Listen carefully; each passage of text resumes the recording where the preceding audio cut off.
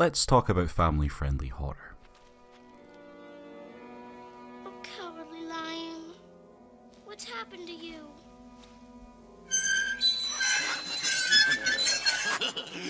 Come here, chicken!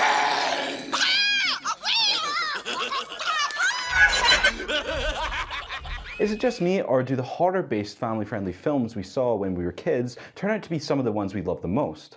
You've got The Dark Crystal, Nightmare Before Christmas, The Witches, Beetlejuice, Ghostbusters, The Addams Family, Batman Returns. Even newer films like Coraline, Paranorman, Frankenweenie, Corpse Bride and Monster House have cemented themselves as family horror classics. Film companies don't like to use the term horror for their family-friendly productions though, so they're often labelled dark fantasy. Yeah, that little title gets you away with taking your kids to see shit like this. Even the cartoons we watched weren't safe from the clutches of horror, with things like Courage the Cowardly Dog and Invader Zim playing on TV. All of them leave a profound impact on you, and I think it's because fear is a very addictive emotion. Kids like to be afraid and a little confused as you explore more mature territory as you get older. Plus, horror tends to fall into more taboo subjects that get hidden away from you as a child. It piques your curiosity. Death, violence, dark gothic visuals, it entices you in with an almost seductive allure that you're watching something that maybe you shouldn't be. Sorry, I can't help myself. That movie has warped my fragile little mind. I used to always sneak videos from the wardrobe my parents kept their 18 and over VHSs. I mean, child locks in the 90s, after the age of 3, they were pretty much a joke. But looking back, I still had a good selection of horror films in my disposal up in my room. I'm aware some people will disagree and snub their noses at me calling these horrors, but here's just an example. A supernatural spider beast that removes children's eyes in a hellscape dimension to feast on their souls, and the corpse-like ghosts of the dead children are featured as main plot points as a new child is being lured in by creepy puppeted doppelgangers of her parents. Sounds pretty horrifying, right? Well, that's the plot to Coraline. Not every horror film needs to be a shocking or disturbing 18+ creeper with violent and sexual imagery. Sometimes all you need is the right atmosphere and some darker ideas to give you a dose of what you came for. Step in, Return to Oz.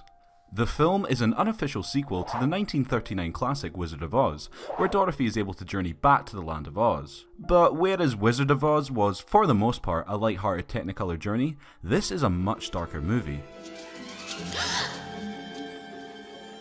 What do you think? Emerald City is in ruins, everyone's been turned to stone, and sinister figures hunt down any survivors. Dorothy needs to fix things. The horror actually begins before they even get to Oz, as the first 20 minutes see Dorothy being checked into a mental clinic and undergoing electroshock therapy. It's actually one of the most intense parts of the film. While on the surface it can come across as just more of Dorothy journeying across Oz and meeting new characters, the film more than diverts from the previous formula. She's not just trying to get home, she wants to help everyone and restore Oz to its former glory. You thought a lion, a tin man and a scarecrow were a bit weird? Here, one of the characters is a flying pair of couches with an elk head.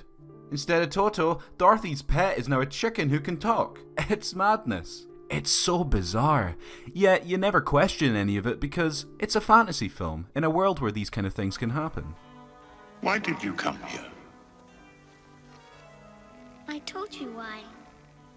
All the characters are memorable and their designs magnificent. In terms of production quality, the film is pretty faultless, besides the Scarecrow's cartoon mug.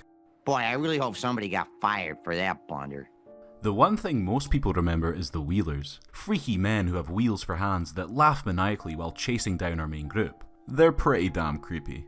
The effects are unbelievable. All the costumes are intricate and detailed too. For 1985, good God, this is a good looking movie. The stop motion effects still hold up to this day as some of the smoothest and strangest you'll ever see.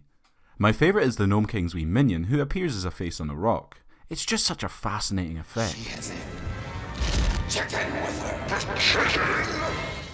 The film's atmosphere is bleak and downbeaten. The whole of Oz is now decayed and rotten, and the places we encounter are much more of a threat than before. For instance, they have to cross a desert where whatever happens to touch the grains instantly turns to sand. For a kid watching this, that would be a pretty terrifying thought. There's a lot of threatening and horror-laced imagery.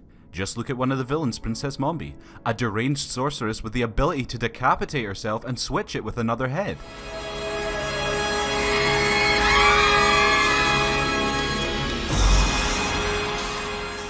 Parents were really upset and complained it was too intense for kids upon release. But I refer to animation legend Don Bluth's logic. In his words, little kids can handle almost anything, so long as there's a happy ending. Well said.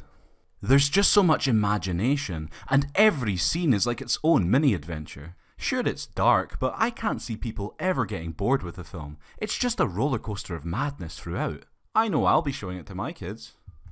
Return to Oz might not be as magical as the first film, but it's still an intense, visually spectacular horror adventure for anyone of any age. I'd recommend it.